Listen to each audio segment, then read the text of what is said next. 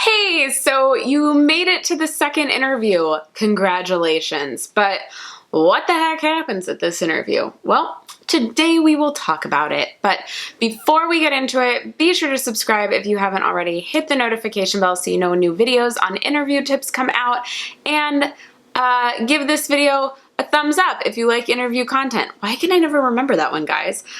In case we haven't met, I am Cassandra, and I help motivated professionals build their careers and businesses through practical tips to gain career confidence. So let's get started.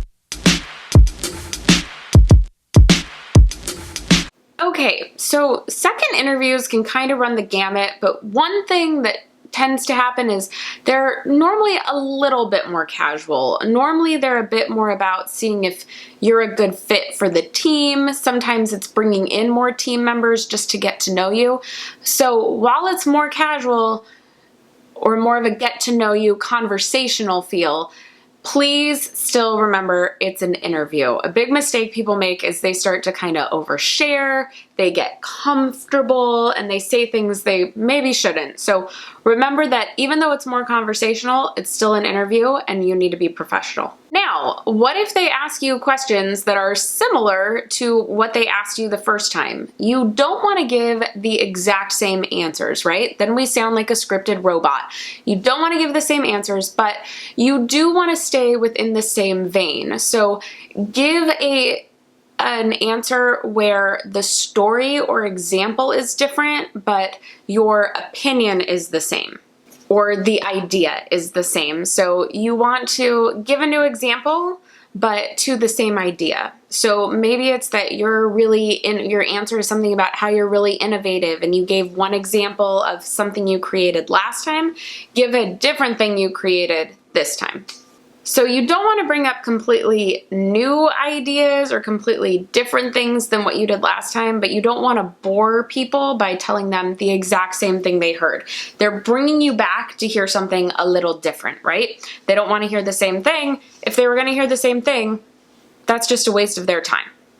Another tip for the second interview is that you can reference other people you've talked with in the company. So maybe since the last interview, you spoke more with someone in HR or one of the members of that team or somebody else in a different department about their experience.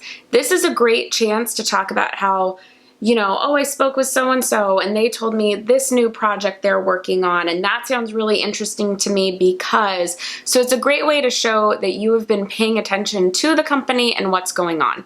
Now, if you don't know anyone in the company, maybe between the last interview and this one, something came up in the news about them, or they debuted a new product or something like that. If there's anything like that you can add in, this is a great opportunity to do so. Bottom line, just remember to still practice before this interview. Think about what more you want them to know about you, how you still want to show enthusiasm for the position, and keep it professional even if it might be more conversational. So that is it for today. Pretty short video, but wanted to address some of the questions I've been getting about second interviews.